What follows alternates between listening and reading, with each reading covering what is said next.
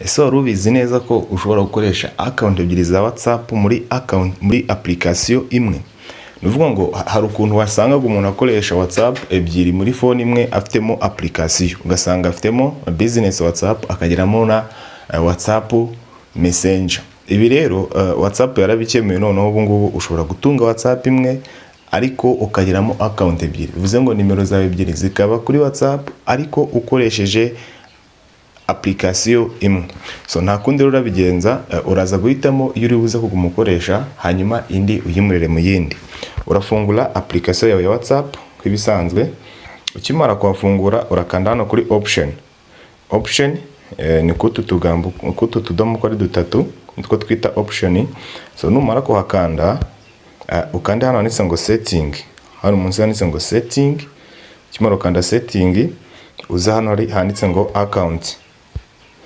You see account ni hariya, numara ukanda account hari hano munsi handitseho ngo add account like here. Numara kuhagera uhakande. Ukimara kuhakanda ujye munsi urabona ini account yanjye ya mbere irimo, noneho account ya kabiri ngiye niyo ngiye gushyiramo bakandi. Ndegereze gato bihinduke. Urabona ko bahise banzana kuri page nshyashya nkaho ngiye gufungura WhatsApp nshyashya. So uhita ukanda hano rero handitse ngo agree, ahanga agree and continue, ubundi ugashyiramo nimero 072747947 then next kamakinga sure ko nimero azizemo neza.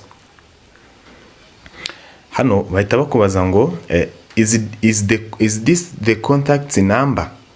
So nimba rero arizo ubyizeye bitukanda yes, iyo atari byo ukanda kuri edit ukongera ukazandika neza, ubwo ngo urazireba neza. Genda kanda yes hanyuma nkande continue. Okay, noneho bagiye kunyoreza verification code kuri nimero ya telefone nashyizemo. No kuvuga ngo hano iyo message itinze kuza ukanda hano handitse ngo didn't receive the code, ukahakanda ugahita kusaba indi code. Sending the code again. Yes. Tegereze. Code ingezeho. Hanyuma mpite ko nyishyiramo.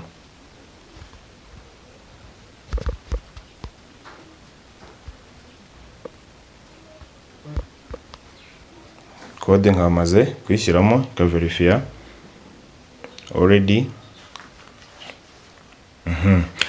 Bahita bambaza niba nshaka gukora backup cyangwa se ntabishaka. Ngiye nta backup nkeneye, ndakanda skip hanyuma mpite ko nshyiramo izina.